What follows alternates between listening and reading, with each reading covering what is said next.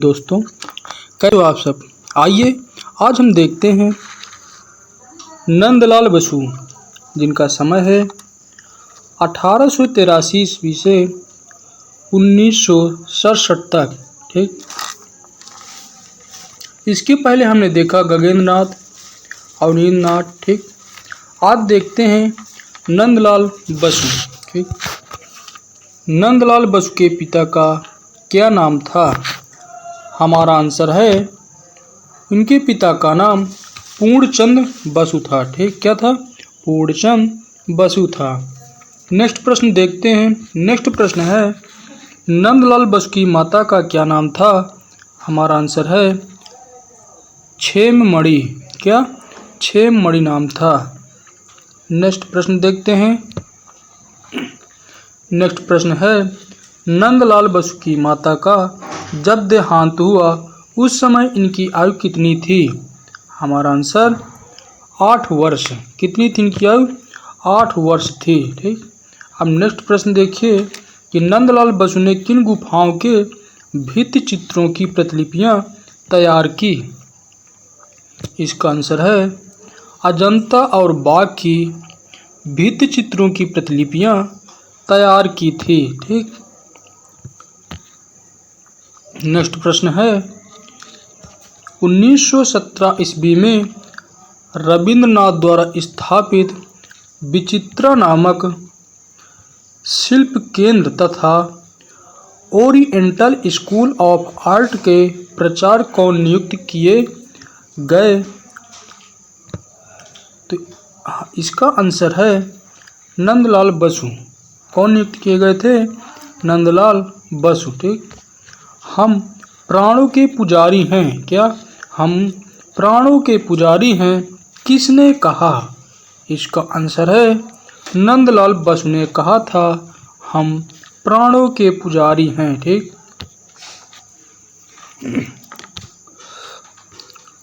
Return of Buddha नामक ये जो चित्र है, ये नंदलाल बसु के द्वारा बनाया हुआ है। ठीक, आइए नेक्स्ट प्रश्न देखते हैं। नेक्स्ट प्रश्न है, 1950 ईस्वी में नंदलाल बसु को BHU ने कौन सी उपाधि से विभूषित किया? इसका आंसर है D.Litt की उपाधि से विभूषित किया था। ठीक, किसने? BHU ने।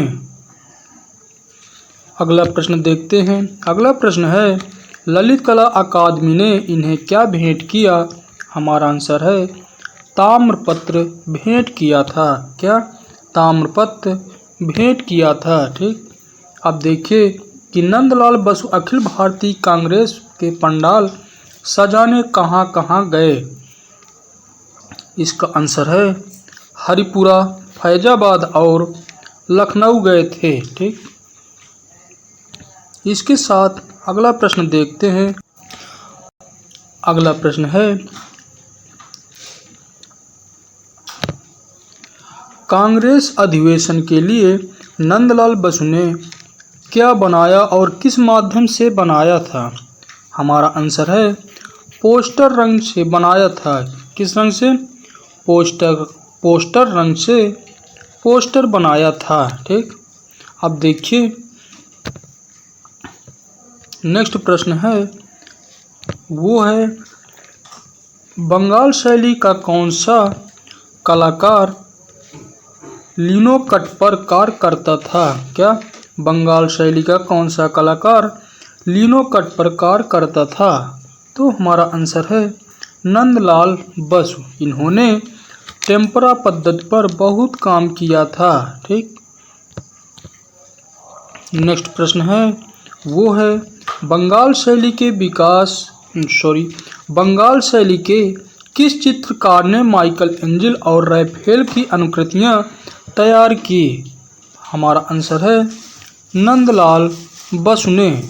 ठीक, आइए नेक्स्ट प्रश्न की ओर बढ़ते हैं और देखते हैं कि नंदलाल बसु ने लगभग कितने चित्रों का निर्माण किया? तो इसका आंसर है लगभग 10,000 चित्रों का निर्माण किया था। ठीक, रविंद्रनाथ के काव्य संग्रह गीत बितान के लिए चित्र किसने बनाया? हमारा आंसर है नंदलाल बसु ने बनाया था। किसने? नंदलाल बसु ने बनाया। नंदलाल बसु द्वारा चित्रित पकड़ियाँ चित्र किस माध्यम में बना है? तो वो बनी है जल रंग के माध्यम से बना है। ठीक। भारत के संविधान की पांडुलिपि का अंकन किसके निर्देशन में हुआ? हमारा आंसर है नंदलाल बसु के निर्देशन में हुआ था। ठीक। नेक्स्ट प्रश्न है, नंदलाल बसु ने बड़ौदा के कीर्ति मंदिर में कौन सा भित्तिचित्र बनाया? तो उन्होंने जो बनाया था वो है गंगा अवतरण का भित्तिचित्र बनाया था। ठीक। नटी की पूजा और जलता देवदार का भित्तिचित्र नंदलाल बसु ने कहाँ बनाया? हमारा आंसर इन्होंने बनाया था शांति निकेतन के कला भवन में बनाया था। ठीक। अगला प्रश्न है वो है भारत का पहला चित्रकार कौन था? क्या भारत का पहला चित्रकार कौन था जिनके चित्रों की रंगीन वृत्तचित्र बनी हैं? हमारा आंसर नंदलाल बसु। ठीक। अब देखिए हरिपुरा पैनल, क्या हरिपुरा पैनल की विषय वस्तु क्या है? तो वो है भारतीय ग्राम्य जीवन। क्या है? भारतीय ग्राम्य जीवन। ठीक। नेक्स्ट प्रश्न, इन्होंने एशियाटिक, क्या एशियाटिक सोसाइटी कलकत्ता द्वारा रविंद्र शताब्दी पदक कब प्रदान किया गया? आंसर है 1965 ईस्वी में। नंदलाल बसु का सर्वश्रेष्ठ चित्र कौन सा है? तो इसका आंसर है वो है सती का देह त्याग और शिव का विषपान। क्या? सती का देह त्याग और शिव का विषपान। ठीक। सर्वश्रेष्ठ चित्र है। हमारा प्रश्न है अगला प्रश्न है, नंदलाल बसु को 1957 ईस्वी में कलकत्ता विश्वविद्यालय द्वारा कौन सी उपाधि प्रदान की गई? इसका आंसर है वो है डी लिट की उपाधि प्रदान की गई थी। ठीक। इन्हें कलकत्ता ललित कला अकादमी द्वारा रजत जयंती पदक कब प्रदान किया गया? क्या? इन्हें कलकत्ता ललित कला अकादमी द्वारा रजत जयंती पदक कब प्रदान किया गया? हमारा आंसर था 1958 ईस्वी में रजत जयंती पदक प्रदान किया गया था। ठीक। नेक्स्ट प्रश्न है, इन्हें रविंद्र भारती विश्वविद्यालय द्वारा 1963 ईस्वी में कौन सी उपाधि प्रदान की गई? तो हमारा आंसर है डी लिट की उपाधि 1963 में प्रदान की गई थी। ठीक। अगला प्रश्न, नंदलाल बसु को विश्व भारती द्वारा 1908 ईस्वी में कौन सा पुरस्कार प्रदान किया गया? तो इसका आंसर है देशी कोत्तम। क्या? देशी कोत्तम। ठीक। नेक्स्ट प्रश्न है, Indian society of oriental art की प्रथम प्रदर्शनी कब हुई? हमारा आंसर है 1908 ईस्वी में। कब? 1908 ईस्वी में। अब देखिए कि इस प्रदर्शनी में इन्हें कितने रुपए का पुरस्कार दिया गया? तो इन्हें 500 रुपये का पुरस्कार दिया गया था। ठीक। अब देखिए नेक्स्ट प्रश्न है, शांति निकेतन में नंदलाल बसु को क्या कहा जाता था? तो वो है बाबू मोसाय। क्या कहा जाता था? बाबू मोसाय। ठीक। नंदलाल बसु कहाँ के अध्यक्ष थे? तो वो थे विश्व भारती कला भवन के अध्यक्ष थे। ठीक। नेक्स्ट प्रश्न है, नंदलाल बसु ने सिस्टर निवेदिता, क्या सिस्टर निवेदिता की किस पुस्तक के चित्रों को सजाया? हमारा आंसर है Indian myth of Hindu and बौद्ध। ठीक। अब देखते हैं अगला प्रश्न जो है, वो है शांति निकेतन की त्रिमूर्ति कौन थे? क्या शांति निकेतन की त्रिमूर्ति कौन थे? तो हमारा आंसर है नंदलाल बसु, विनोद बिहारी मुखर्जी और राम किंकर बैस। ये त्रिमूर्तियाँ थी। ठीक है। अब हम देखते हैं असित कुमार हलदार। क्या असित कुमार हलदार। ठीक है। इनका जो समय है वो है 1890 से 1964 तक। ठीक। पहला प्रश्न है वो है 1941 ईस्वी में असित कुमार हलदार को किसने सम्मानित किया? इसका आंसर है ब्रिटिश सरकार ने सम्मानित किया था। ठीक। असित कुमार हलदार ने कितने ग्रंथों की रचना की थी? तो हमारा आंसर है 40 से अधिक ग्रंथों की रचना की थी। ठीक। कितने? 40 से अधिक ग्रंथों की रचना की थी। अब हमारा आंसर है प्रश्न है असित कुमार हलदार की प्रारंभिक रचनाएं किस पर अंकित हैं? हमारा आंसर भित्ति चित्रों पर अंकित हैं। ठीक।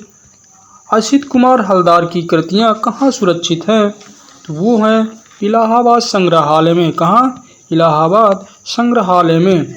असित कुमार हलदार का कौन सा चित्र प्रसिद्ध है? तो वो है जगई मगई अर्थात संथाल परिवार। ठीक है। हम देखते हैं कि जगई मगई चित्र इस समय कहाँ सुरक्षित हैं? तो वो हैं इलाहाबाद संग्रहालय में सुरक्षित हैं। ठीक। असित कुमार हलदार ने किन गुफाओं की अनुकृतियाँ तैयार की है? तो उन्होंने जो तैयार की है वो है अजंता, बाघ और जोगीमारा की अनुकृतियाँ तैयार की है। ठीक। कहाँ? अजंता, बाघ और जोगीमारा की अनुकृतियाँ तैयार की हैं। ठीक। इनके चित्र किस धरातल पर बने हैं? हमारा आंसर है लकड़ी, रेशम और हार्डबोर्ड पर बने हैं। ठीक। नेक्स्ट प्रश्न की ओर चलते हैं और देखते हैं। नेक्स्ट प्रश्न है हमारा इन्होंने अपने चित्रों पर किन रंगों का प्रयोग किया है? हमारा आंसर जल रंग, तैल रंग तथा टेम्परा का प्रयोग किया था। असित कुमार हलदार असित कुमार हलदार चित्रकार के अतिरिक्त और क्या थे? तो वो कवि तथा बांग्ला गीतकार थे। ठीक। नेक्स्ट प्रश्न देखते हैं। नेक्स्ट प्रश्न है मेघदूत और ऋतुसंहार का बांग्ला भाषा में अनुवाद किसने किया है? तो हमारा आंसर है असित कुमार हलदार ने किया था। नेक्स्ट प्रश्न असित कुमार हलदार और नंदलाल बसु ने अजंता की प्रतिलिपियां किसकी अध्यक्षता में बनाई थी? तो हमारा आंसर 1910 में बनाई थी। ठीक।